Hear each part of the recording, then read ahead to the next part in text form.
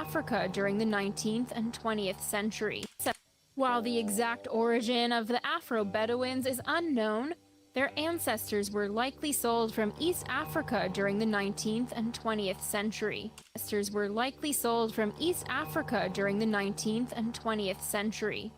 Under the British Mandate, slavery was made illegal, but the practice was unregulated in the Negev's Bedouin communities, continuing into the 1950s, formally ending. Pause. Although slavery was abolished, it continued all the way into the 1950s, all in the desert with these people, with these with these Afro-Bedouins.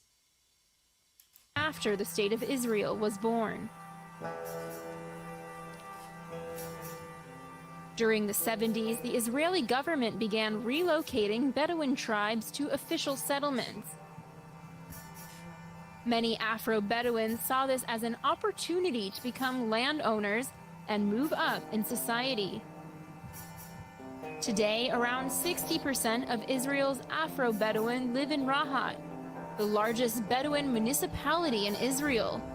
However, they are still marginalized and segregated from the rest of Rahat's Bedouin community. Now, I even looked up Rahat's Bedouin community.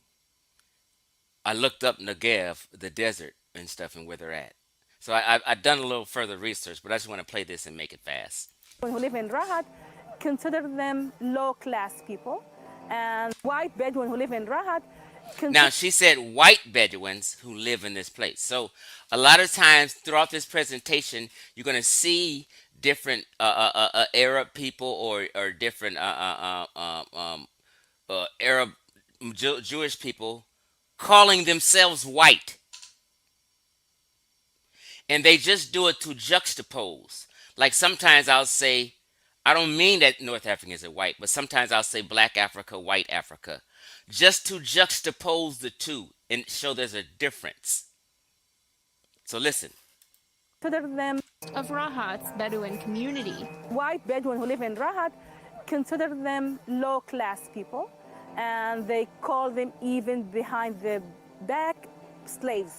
The white side of Tarabin tribe just refused that the black side of them move to live among them. So you'll find two neighborhoods, one next to another.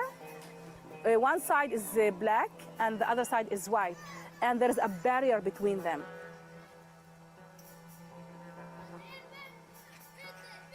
So just remember, she's using the terms black or white. She's not being literal, but people just do that to juxtapose.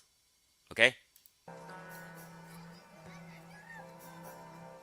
A mother of four, Elham Al-Kamalat, became a tour guide to show the plight of her community. She takes us through El Midan, an all-black neighborhood where people live among debris and running sewage. Even though slavery has been illegal for decades, Afro-Bedouin are still called Abed, a derogatory Arabic word which means both slave and black. Slavery has been illegal for decades. Afro-Bedouin are still called Abed, a derogatory Arabic word which means both slave and black. Slavery has been illegal for decades. Afro-Bedouin are still called Abed, a derogatory Arabic word which means both slave and black.